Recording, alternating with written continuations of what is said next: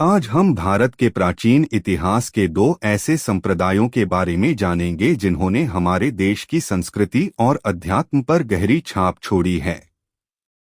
पहला है आजीवक संप्रदाय और दूसरा है भागवत धर्म। सबसे पहले बात करते हैं आजीवक संप्रदाय की। इस संप्रदाय के संस्थापक मक्खलीपुत्र गोसाल थे। यह संप्रदाय प्राचीन समय में इतना प्रसिद्ध था कि मगध के महान सम्राट अशोक के पिता बिंदुसार भी आजीवक संप्रदाय के अनुयायी थे। सम्राट अशोक ने भी इन संप्रदाय के संतों के रहने के लिए गया के पास बराबर और नागार्जुन की पहाड़ियों में बहुत सी गुफाओं का निर्माण करवाया था।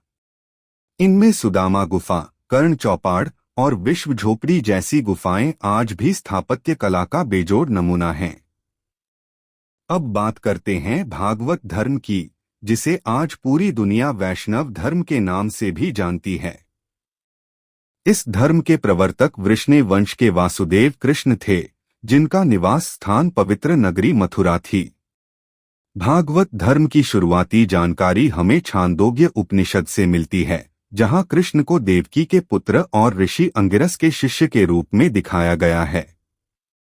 क्या आप जानते हैं कि प्राचीन यूनानी यात्री मेगास्थनीज ने अपनी पुस्तक इंडिका में भगवान कृष्ण का जिक्र किया है।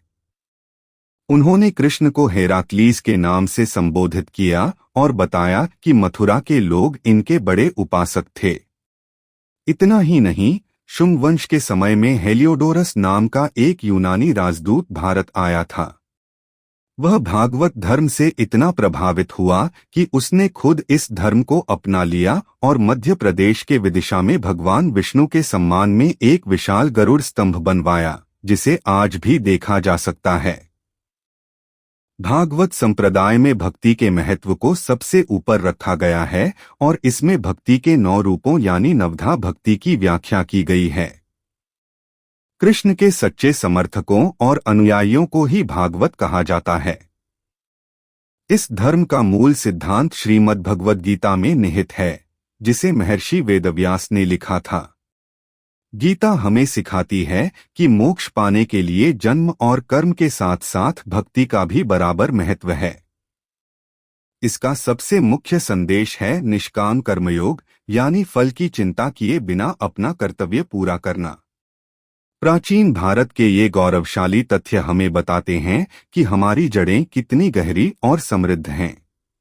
अगर आपको यह ऐतिहासिक जानकारी अच्छी लगी तो वीडियो को लाइक करें और हमारे साथ जुड़े रहें।